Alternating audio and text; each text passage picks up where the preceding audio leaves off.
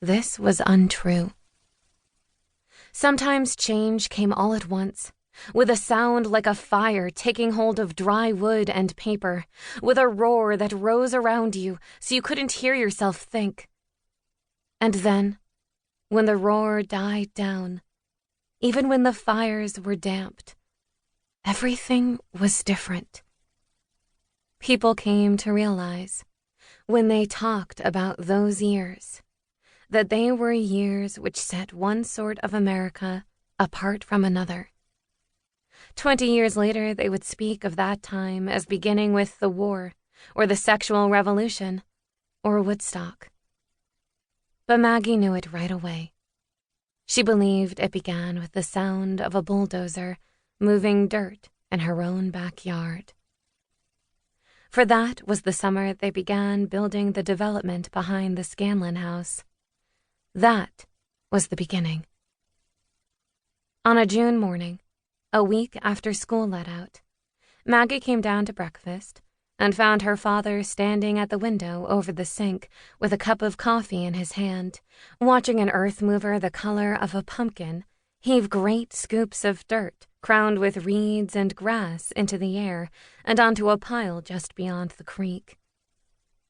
Maggie stood beside him and pushed up on her skinny forearms to look outside. But all she could see was the shovel when it reached its highest point and changed gears with a powerful grinding that seemed to make her bones go cold. "Son of a bitch," Tommy Scanlan said with an air of wonder. "Tom," said Maggie's mother. Just Tom. But what it meant was, don't swear in front of the children. Maggie's father didn't turn around or even seem to hear his wife. He just drank his coffee, making a little sibilant sound, and watched the earth mover lumber back and forth,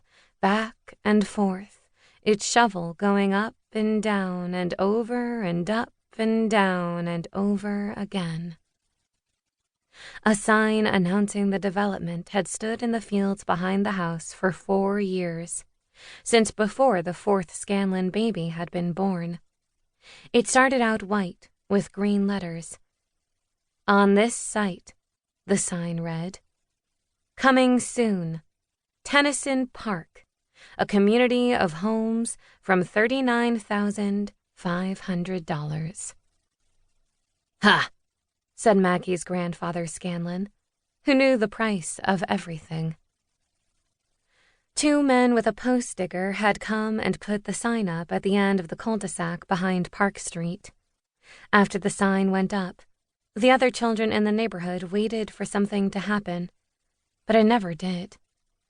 For years, it seemed to stand as a testimonial to the fact that everything was fine, just the way it was, that everyone in Kenwood knew one another and was happy in the knowledge that all their neighbors were people like themselves, Irish, Catholic, well enough off not to be anxious about much except the slow, inexorable encroachment of those who were not their kind.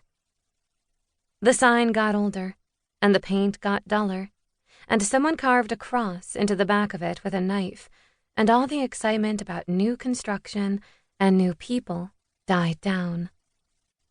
One Halloween, the sign got pelted with eggs, and the eggs just stayed there through that winter, yellow rivulets that froze on the white and green.